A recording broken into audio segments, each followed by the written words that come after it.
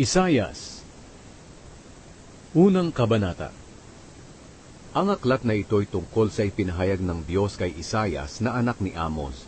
Tungkol ito sa Huda at Jerusalem noong magkakasunod na naghari sa Huda sina Uzziah, Jotham, Ahaz at Hezekiah. Ang makasalanang bansa. Pakinggan ninyo langit at lupa, dahil sinabi ng Panginoon, inalagaan ko't pinalaki ang mga Israelita na aking mga anak, pero nagrebelde sila sa akin. Kahit ang mga bakay kilala ang kanilang tagapag-alaga, at ang mga asno'y alam kung saang sabsaban sila pinapakain ng nagmamay-ari sa kanila. Pero ang mga mamamayan kong Israelita ay hindi nakakakilala sa akin. Sila ay bansang makasalanan, mga taong punong-puno ng kasamaan, lahi ng mga gumagawa ng masama at mapaminsala. Itinakwil nila at kinutya ang Panginoon, ang banal na Diyos ng Israel, at siya'y tinalikuran nila. Mga taga-Israel, bakit patuloy kayong nagre-rebelde? Gusto pa ba ninyong maparusahan? Para kayong tao na puro sugat ang ulo at ang puso'y puno ng sakit. Mula ulo hanggang talampakan, walang bahagi na walang sugat, pasa at pamamaga. Hindi ito nahuhugasan o nabebendahan o nagagamot. Hindi na mapakinabangan ang inyong bansa. Sinunog ng mga dayuhan ang mga lungsod ninyo. Kitang-kita ninyong sinasamsam nila ang mga bunga ng inyong pananim. Sinisira nila ang inyong lupain hanggang sa hindi na mapakinabangan. Walang natira kundi ang Jerusalem. Para itong silungan sa isang ubasan, o isang kubol sa taniman ng mga pipino na mag-isang nakatayo, at para ring lungsod na pinalibutan ng kaaway. Kung ang Panginoong makapangyarihan ay hindi nagtira ng ilan sa atin, natulad na sana tayo sa Sodom at Gomora. Kayong mga pinuno at mga mamamayan ng Jerusalem na katulad ng mga taga-Sodom at Gomora, pakinggan ninyo ang salita at kautusan ng Panginoon na ating Diyos. Sinabi niya, baliwala sa akin ang napakarami ninyong handog. Sawang-sawa na ako sa inyong mga handog na sinusunog, ang mga tupa at ang mga taba ng mga pinatabang hayop. Hindi ako nalulugod sa dugo ng mga toro, tupa at mga kambing. Sino ang nag-utos sa inyo na dalhin ang lahat ng ito kapag sumasamba kayo sa akin? Sino ang nag-utos sa inyong tumapak sa aking templo? Tigilan nyo na ang pagdadala ng mga handog na walang silbi. Nasusuklam ako sa amoy ng mga insenso ninyo. Hindi ko na matiis ang mga pagtitipon nyo kapag pista ng pagsisimula ng buwan at kapag araw ng pamamahinga. Dahil kahit na nagtitipon kayo, gumagawa kayo ng kasamaan. Nasusuklam ako sa inyong mga pista ng bagong buwan at sa iba pa ninyong mga pista. Sobra-sobra na. Hindi ko na ito matiis. Kapag mananalangin kayo, hindi ko kayo papansinin. Kahit paulit-ulit pa kayong manalangin, hindi ko kayo pakikinggan, dahil marami kayong pinatay na tao. Linisin ninyo ang inyong sarili. Tigilan na ninyo ang paggawa ng kasamaan sa aking harapan. Pag-aralan ninyong gumawa ng mabuti at pairalin ang katarungan. Sawayin ninyo ang mga nang-aapi at ipagtanggol ninyo ang karapatan ng mga ulila at mga biyuda. Sinabi pa ng Panginoon, halikayo't pag-usapan natin ito.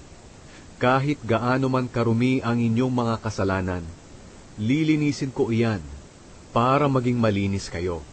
Kung susunod lang kayo sa akin, ay pagpapalain ko kayo. Pero kung patuloy kayong magre-rebelde, tiyak na mamamatay kayo. Mangyayari nga ito, dahil sinabi ng Panginoon. Ang makasalanang lungsod. Tingnan ninyo ang lungsod ng Jerusalem. Matapat ito noon, pero ngayoy para ng babaeng bayaran. Dating mga taong matuwid ang mga nakatira rito, pero ngayon ay mga mamamatay tao. Jerusalem, dati mahalaga ka tulad ng pilak, pero ngayon ay wala ka ng silbi.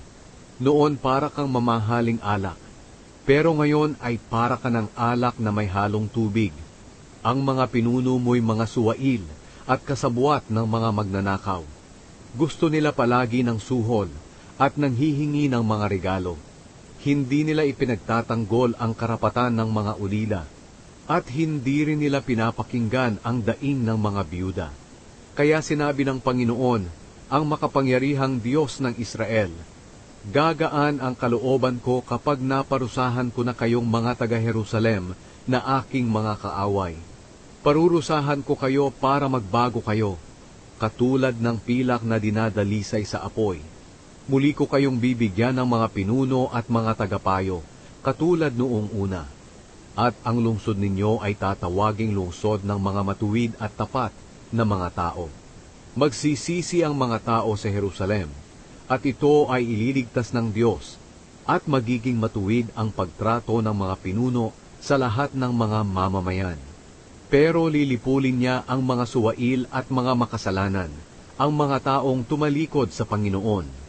Mapapahiya kayo ng mga taga-Jerusalem, dahil sa pagsamba ninyo sa mga puno ng ensina at sa mga sagradong halamanan. Matutulad kayo sa isang nalalantang puno ng ensina at sa isang halamanang hindi nadidiligan. Ang mga makapangyarihan sa inyo ay magiging katulad ng tuyong kahoy na madaling masunog, at ang masasama nilang gawa ay magiging parang tilamsik ng apoy na susunog sa kanila. Walang makakapatay sa apoy na iyon.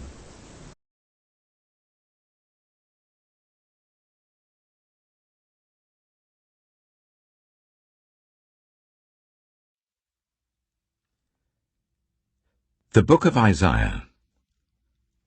Isaiah chapter 1.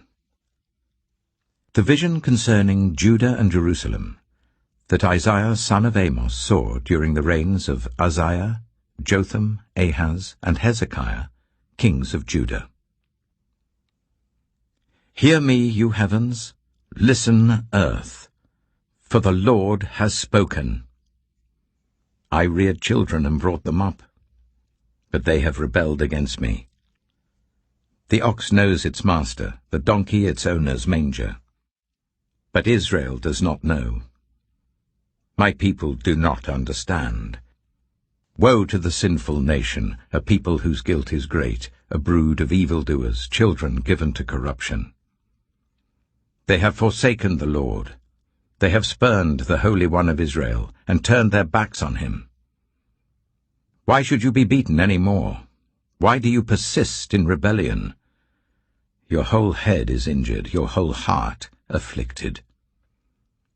From the sole of your foot to the top of your head there is no soundness, only wounds and bruises and open sores, not cleansed or bandaged or soothed with oil.